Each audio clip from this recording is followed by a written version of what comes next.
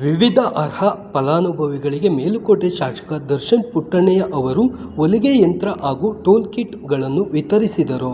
ಪಾಂಡವಪುರ ಪಟ್ಟಣದ ತಾಲೂಕು ಪಂಚಾಯಿತಿ ಕಚೇರಿ ಸಭಾಂಗಣದಲ್ಲಿ ನಡೆದ ಕಾರ್ಯಕ್ರಮದಲ್ಲಿ ಅರ್ಪಿತಾ ಬಾಬು, ಕೋಕಿಲಾ ಜ್ಞಾನೇಶ್, ಸುಮಿತ್ರಾ, ರಾಜೇಂದ್ರ, ತೇಜಸ್ವಿನಿ ಸೇರಿದಂತೆ ಒಟ್ಟು 63 ಫಲಾನುಭವಿಗಳಿಗೆ ಹೊಲಿಗೆ ಯಂತ್ರ, 12 ಟೂಲ್ ಕಿಟ್ಗಳನ್ನು ವಿತರಿಸಿದರು.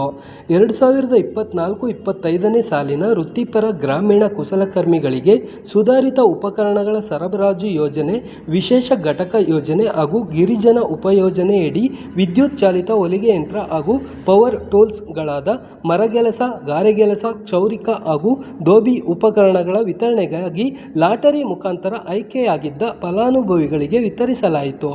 ಈ ವೇಳೆ ಗ್ರಾಮೀಣ ಕೈಗಾರಿಕೆ ಉಪ ನಿರ್ದೇಶಕ ದೊರೆರಾಜ್, ಕಚೇರಿ ಸಿಬ್ಬಂದಿ ಗುಣವತಿ, ಗಿರಿಸ್ವಾಮಿ, ರಾಜಶೇಖರ್, ಆದರ್ಶ ಇತರರಿದ್ದರು. ಕ್ಷೌರಿಕ ಹಾಗೂ ದೋಬಿ ಉಪಕರಣಗಳ ವಿತರಣೆ ಕಾರ್ಯಕ್ರಮ ಆಯೋಜನೆ ಮಾಡಿದ್ದು, ಈ ಒಂದು ವಿತರಣಾ ಕಾರ್ಯಕ್ರಮಕ್ಕೆ ವಿತರಣೆ ಮಾಡಿಕೊಡಲು ಆಗಮಿಸಿರ್ತಕ್ಕಂಥ ನಮ್ಮ ಮೇಲುಕೋಟೆ ವಿಧಾನಸಭಾ ಕ್ಷೇತ್ರದ ಜನಪ್ರಿಯ ಶಾಸಕರಾದಂಥ ಶ್ರೀ ದರ್ಶನ್ ಪುಟ್ಟಣ್ಣಯ್ಯ ಸರ್ ಅವರಿಗೆ ಇಲಾಖಾ ವತಿಯಿಂದ ಹೃತ್ಪೂರ್ವಕವಾದಂತಹ ಸ್ವಾಗತವನ್ನು ಬಯಸುತ್ತೇನೆ. ಹಾಗೆಯೇ ಈ ಒಂದು ಕಾರ್ಯಕ್ರಮಕ್ಕೆ ಈ ಕಡೆ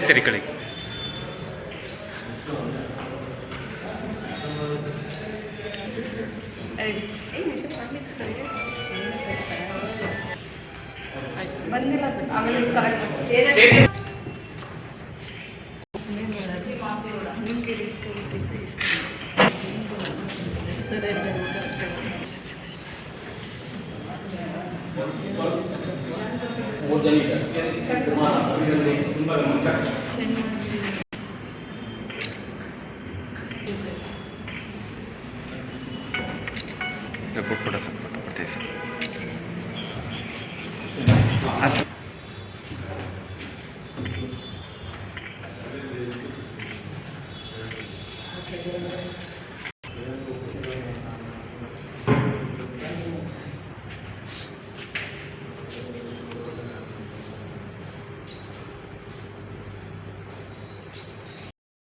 ಇದೇ ವೇಳೆ ಪಾಕಿಸ್ತಾನದ ಮೇಲಿನ ಭಾರತ ದಾಳಿ ನಡೆಸಿದ ಸಿಂಧೂರ ಆಪರೇಷನ್ ಕುರಿತು ಮೇಲುಕೋಟೆ ಶಾಸಕ ದರ್ಶನ್ ಪುಟ್ಟಣ್ಣಯ್ಯ ಮೆಚ್ಚುಗೆ ವ್ಯಕ್ತಪಡಿಸಿ ಕೊಂಡಾಡಿದರು.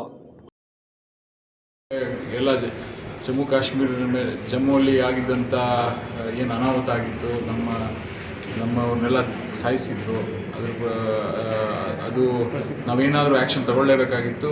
ಅದು ರಾತ್ರಿ ಏನು ದಾಳಿ ಮಾಡಿದ್ದಾರೆ ನಮ್ಮ ದೇಶ, ಅದು ನಾವೆಲ್ಲ ಬೆಂಬಲ ಕೊಡ್ತೀವಿ. ಅದು ನಾವು ನಮ್ಮ ಬಾರ್ಡ್ರನ್ನ ಮತ್ತು ನಮ್ಮ ಜನರನ್ನ ಸೇಫ್ ಗಾರ್ಡ್ ಮಾಡೋಂಥದ್ದು ನಮ್ಮ ಎಲ್ಲರ ಜವಾಬ್ದಾರಿ, ಸರ್ಕಾರದ ಜವಾಬ್ದಾರಿನೂ. ಆ ನಿಟ್ಟಿನಲ್ಲಿ ಈ ಯಾವುದೇ ಕೆಲಸ ಹಾಕಿದ್ರು ನಾವು ಅದಕ್ಕೆ ಸಪೋರ್ಟ್ ಮಾಡ್ತೀವಿ ಅಂತ ಹೇಳಕ್ಕೆ ಇಷ್ಟ.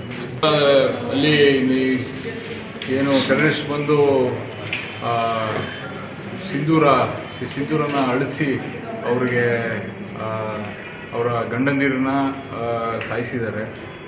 ಅದನ್ನು ತಲೆಯಲ್ಲಿ ಇಟ್ಕೊಂಡು ಸರ್ಕಾರದವರು ಆಪರೇಷನ್ ಸಿಂಧೂರ ಅಂತ ಚಾಲನೆ ಮಾಡಿರೋಂಥದ್ದು.